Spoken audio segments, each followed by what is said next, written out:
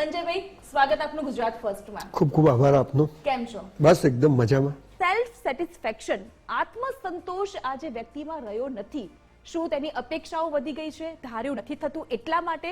તો એ આત્મસંતોષને જાળવી રાખવો જે છે ઇનફ છે મારી માટે, ને આટલું જ મારી માટે છે, ને આટલું આનાથી ડબલ હું મારી જાતે કરી શકું છું. તો એની માટે શું કરવું જોઈએ? દરેક જગ્યાએ આ પ્રશ્ન કોમન છે કે આજે માણસ એટલી દોડ મૂકી છે. હું કહું છું કે મુકેશભાઈ અંબાણી દહીંની જ કડી ખાય છે, સોનું નથી નાખતા. બરાબર. મારી પાસે લાડી છે, ગાડી છે, વાડી છે, નાઉ ઇનફ. અને એટલે આ દેશમાં તમે જે કહો છો એનો જવાબ એ છે કે 25 વર્ષ સુધી કેરિયર બનાવો, બોડી બનાવો, મા બાપની સેવા કરો, સારા લોકોને મળો. આ પ્રેમ ચક્કર લગન બગનમાં પડવું નહીં. આ દેશનો રિવાજ હતો બ્રહ્મચર્યનું પાલન કરવું. 25 થી 50 સુધી લગ્ન કરવું, બચ્ચાઓ પેદા કરવા, એનું કેરિયર બનાવવું, સમાજ માટે પૈસા માટે દોડવું.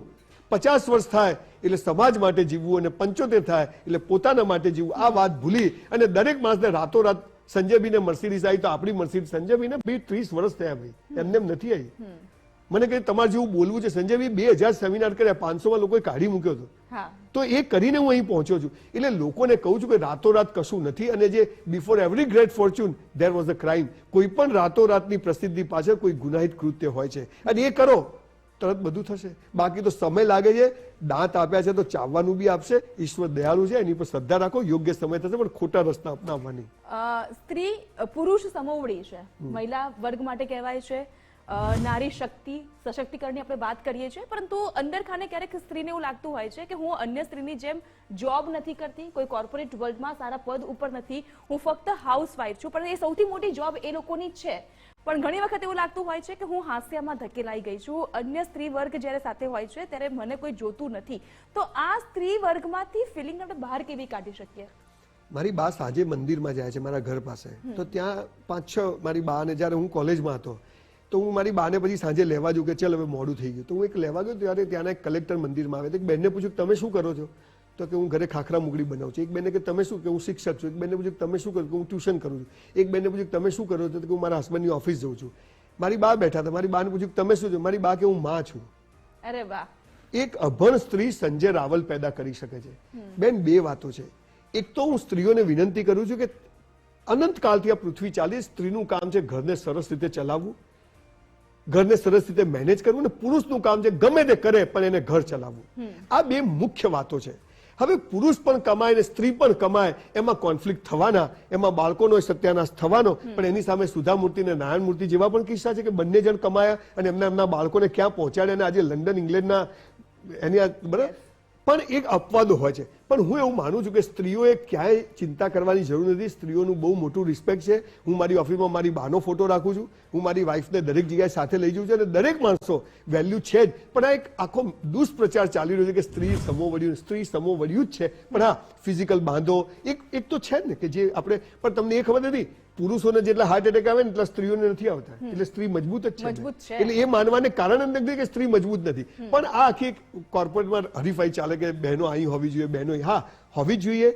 પણ એ ક્યાં આગળ? જ્યાં પુરુષ કમાતો નથી, પુરુષને ફિઝિકલ પ્રોબ્લેમ છે કશું, ત્યારે સ્ત્રીએ મહેનત કરવી જોઈએ. પણ જ્યારે પુરુષ પરફેક્ટ પૈસા કમાય છે, અઢળક પૈસા કમાય છે, તો એ સ્ત્રીઓએ તો ઘરે બેસી અને એના બાળકોને સરસ તૈયાર કરે કે જેથી આવનારી પેઢી એનું આજે બધું ઊભું કરેલું છે એ બધું સાચે. સ્ત્રીઓએ એવું સમજવાની જરૂર નથી કે પોતે હાસ્યમાં ધકેલાઈ ગઈ છે. બિલકુલ નહીં, બિલકુલ નહીં બેન, બિલકુલ સમોવડી જ છે. હું તો માનું એક સ્ત્રી છે તો સંજય રાવલ છે.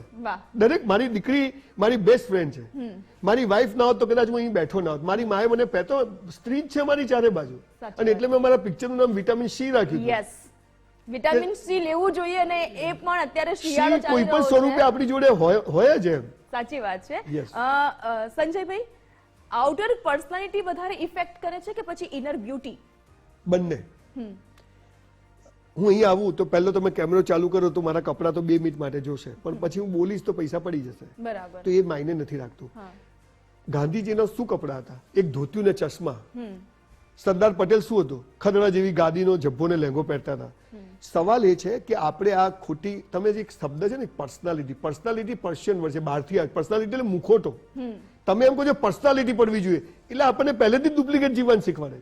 માણસ અંદરથી તાકાતવર હોય, કુવામાં હોય ને તો હવાડામાં આવે, ગમે એટલું હોય પણ એનો કોઈ મતલબ નથી. પણ હું એવું ચોક્કસ માનું છું કે ભગવાન એક જિંદગી આપી છે, મનુષ્ય જન્મ મસ્ત જીવવાનું, મોત સાલું કાલ આવતું તો આજ આવે, પણ જીવવું તો વટથી જીવવું, આટલું રાખીને જીવવું, બાકી બધી બહુ ચિંતા કરવી નહીં. થેન્ક યુ સો મચ સંજયભાઈ, આજના આ મોટિવેશનલ મોર્નિંગ કાર્યક્રમમાં આપ આવ્યા અને જીવનને કેવી રીતે વધુ સુંદર બનાવી શકો છો, તમે તમારું બેસ્ટ પરફોર્મન્સ આપ્યો, સુંદર મજાનો મેસેજ આપ્યો. Thank you so much. Thank you. તમારે તમારા જીવનની દોરી કોઈના હાથમાં આપવાની જરૂર નથી. બસ આટલું કરો, તમારું જીવન છે એમાં તમે તમારી જાતે જ પ્રેરણા આપી શકો છો અને એને પ્રોત્સાહિત કરી શકો છો.